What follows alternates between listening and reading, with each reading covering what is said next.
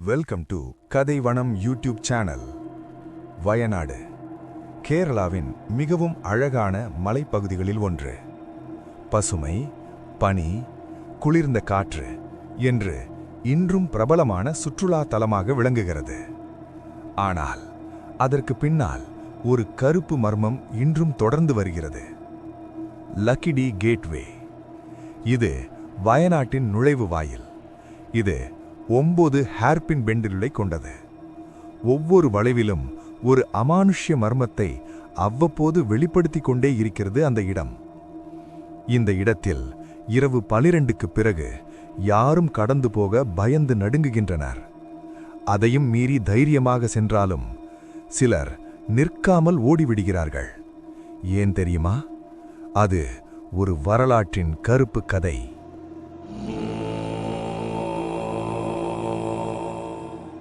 பல ஆண்டுகளுக்கு முன்பு இந்த மலைகளில் வாழ்ந்த பழங்குடியினர், அவர்களுக்கு ஒரு தலைவர் இருந்தார். அவர் ஒரு சாதாரண மனிதர் இல்லை. தைரியம், மரியாதை, தனது மக்களுக்கு உயிரையும் கொடுக்க தயாரானவர். அந்த நேரத்தில் பிரிட்டிஷ் ஆட்சி. அவர்கள் இந்த மலைப்பகுதியை கட்டுப்படுத்த வேண்டும். ஆனால் ஒரே ஒரு மனிதர் அவர்களின் திட்டத்துக்கு தடையாக இருந்தார். அந்த தலைவன். பிரிட்டிஷ் அதிகாரிகள் தந்திரமாக பேசி பார்த்தார்கள் அந்த மலையை விட்டு மக்களை வெளியேற்ற. அந்த பழங்குடியின தலைவன் அதை தீர்க்கமாக எதிர்த்தார். பிரிட்டிஷ் அதிகாரிகள் ஒரு முடிவு செய்தனர். அவரை நேராக வெல்ல முடியாது. அவரை துரோகம் மூலம் அழிக்க வேண்டும். ஒரு இரவு மழை பெய்து கொண்டிருந்தது. அந்த தலைவன் தனது குடியிருப்பில் இருந்தார். அப்போது அவரது நம்பிக்கைக்குரிய ஒருவன் வந்தான். தலைவா, அவசரமான விஷயம். அவர் எந்த சந்தேகமும் இல்லாமல் சென்றார். அவர்கள் காட்டுக்குள் சென்றனர். எங்கும் மழை, இருள், பனி. திடீரென்று அவர் நின்றார். சுற்றி பார்த்தார். அங்கே பிரிட்டிஷ் சிப்பாய்கள் அவரை சுற்றி வளைத்து பிடித்தார்கள். அவர் போராடினார். ஆனால் அவர் தனியாக இருந்தார். அவரால் ஒன்றும் செய்ய முடியவில்லை. அவர் கொடூரமாக சித்திரவதை செய்யப்பட்டார். அப்போதும் அவர் தன் மக்களை வெளியேற்ற சம்மதிக்கவில்லை. அவரின் கடைசி வார்த்தைகள், நான் திரும்பி வருவேன். கொடூரத்தின் உச்சமாக அவர் அடித்தே கொலை செய்து தூக்கி எறிந்துவிட்டு அந்த மலைவாழ் மக்களை அங்கிருந்து விரட்டியடித்து அந்த மலையை ஆக்கிரமிப்பு செய்தது பிரிட்டிஷ் அரசு. அந்த தலைவன் இறந்த பிறகு அவரின் ஆத்மா அமைதியாகவில்லை. அவர் இறந்த இடம் இன்று லக்கிடி கேட்வே அருகில் உள்ளது என்று நம்பப்படுகிறது. அதன் பிறகு விசித்திரமான சம்பவங்கள் ஆரம்பமானது. அந்த நாளுக்கு பிறகு அந்த மலைப்பாதை ஒரு அமானுஷ்ய இருளாக மாறிவிட்டது.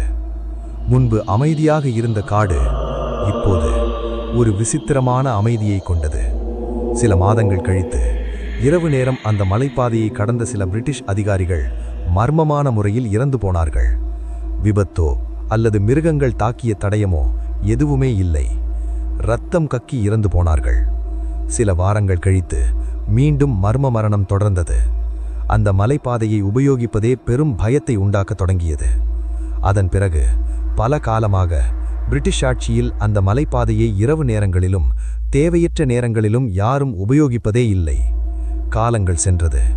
அந்த பாதையை பொது வழியாக அனைவரும் பயன்படுத்த இந்திய அரசால் நடைமுறைப்படுத்தப்பட்டு பின் அது மீண்டும் போக்குவரத்து பாதையாக மாற்றம் பெற்றது. ஆனால் அந்த கருப்பு அமானுஷ்யம் இன்றும் பலரை பயமுறுத்தி கதிகலங்க செய்கிறது. பிரிட்டிஷ் ஆட்சிக்கு பிறகு உயிரிழப்புகள் இல்லை என்றாலும் அந்த அமானுஷ்ய உருவம் பலரையும் இன்றும் இரவு நேரங்களை பீதியடைய வைக்கிறது.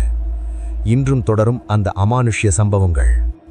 ஒரு மரக்கட்டைகள் எடுத்துச் சென்ற தொழிலாளி ஒரு மாலை வேளையில் காட்டிற்குள் விறகு சேகரிக்க சென்றுவிட்டு வீடு திரும்பிய போது யாரோ என்னை பின்தொடர்ந்தார்கள்.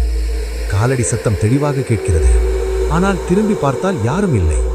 இதுபோல பலமுறை நடந்துள்ளதாக கிராம மக்கள் சொல்கிறார்கள். இரவு நேரங்களில் அந்த பகுதியை கடப்பவர்கள் கூறுவது, இரவு 1 மணிக்கு அந்த வழியாக சென்றபோது நான் காரை ஓட்டிக் கொண்டிருந்தேன்.